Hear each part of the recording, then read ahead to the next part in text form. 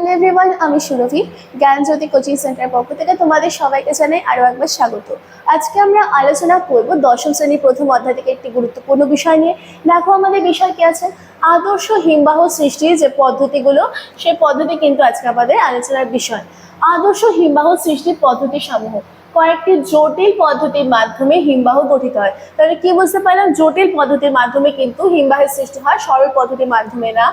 আদর্শ হিমবাহ সৃষ্টির পদ্ধতিগুলি হলো, প্রথমটি দেখো দেওয়া রয়েছে ঊর্ধ্বপাতন। এই পদ্ধতিতে কি হয়, এই পদ্ধতিতে বরফ সরাসরি জলীয় বাষ্পে কিন্তু পরিণত হয়। অর্থাৎ এই পদ্ধতিতে বরফ গলে জলে তারপরে আবার হচ্ছে জলীয় বাষ্প এরকম হয় না।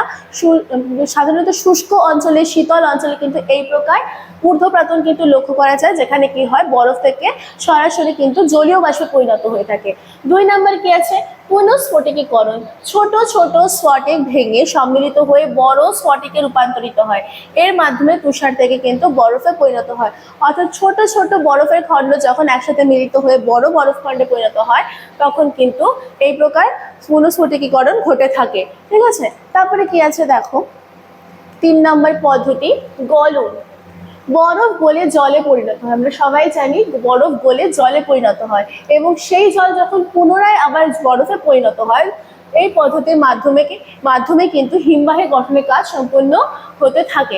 অর্থাৎ প্রথমে কি হয়, সূর্যের তাপে বা চাপে কি হয়, বরফ গলে জলে পরিণত হয়, আবার সেই জল আবার কিন্তু পুনরায় জমে গিয়ে বরফে পরিণত হয়।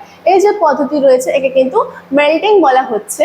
এইভাবে কি হচ্ছে, হিমবাহের গঠন কার্য সম্পূর্ণ হয়। 4 নম্বর কি আছে, পুনঃশীলভবন।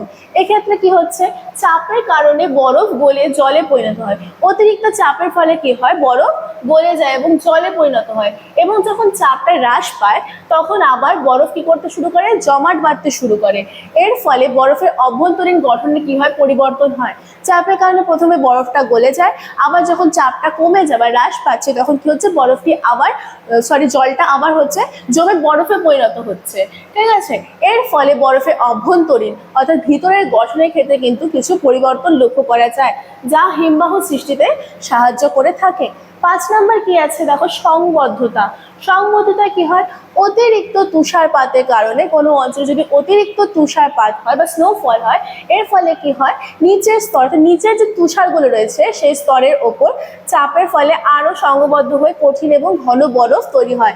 কোনো একটি স্থানে প্রচুর তুষারপাত হলে এর ফলে কি হচ্ছে, নিচে যে পূর্বের তুষারগুলো ছিল সেগুলো চাপের ফলে আরো ঘন হয়ে সংবদ্ধ একসাথে হয়ে কি করে, ঘন এবং কঠিন প্রকৃতির বরফ তৈরি হয় এবং শেষে কি করে, হিমবাহের সৃষ্টি করে। তো আমরা আজকে হলে বরফ সৃষ্টির উপায়গুলো কি কি দেখলাম, আদর্শ হিমবাহ সৃষ্টির উপায়গুলো বা পদ্ধতিগুলো। প্রথমটা ছিল ঊর্ধ্বপাতন, 2 নম্বর পুনঃস্ফটিকীকরণ, 3 নম্বর ছিল গলন, 4 নম্বর হচ্ছে পুনঃশীলভবন, আর 5 নম্বর ছিল সংবদ্ধতা। তো আজকের আলোচনা কিন্তু এতটুকুই ছিল। সবশেষে একটি ছোট্ট ইনফরমেশন তোমাদের দিয়ে রাখছি। দেখো, তোমরা যারা ভাবছো আমাদের সাথে যুক্ত হবে, স্ক্রিনে 2টো নাম্বার দেওয়া আছে, যে কোনো একটি নাম্বারে কিন্তু তোমরা কল করে আমাদের সাথে যুক্ত হয়ে যেতে পারো। যে সুযোগগুলি পেয়ে যাচ্ছ, দেখো নোটস পেয়ে যাচ্ছ, পিডিএফ পেয়ে যাচ্ছ, কোনো যদি ডাউট থেকে থাকে সেটা ক্লিয়ার করার সুযোগ পেয়ে যাচ্ছ। এছাড়াও কিন্তু তোমরা রেকর্ডেড ক্লাসেস পেয়ে যাচ্ছ, সাজেশনস পেয়ে যাচ্ছ, মক টেস্ট পেয়ে যাচ্ছ, এবং লাইভ ক্লাসের সুবিধা কিন্তু আমাদের সাথে যুক্ত হয়ে যাওয়ার পর পেয়ে যাচ্ছ। তো আজকের জন্য কিন্তু এতটুকুই ছিল। দেখা হচ্ছে পরের ক্লাসে। Thank you.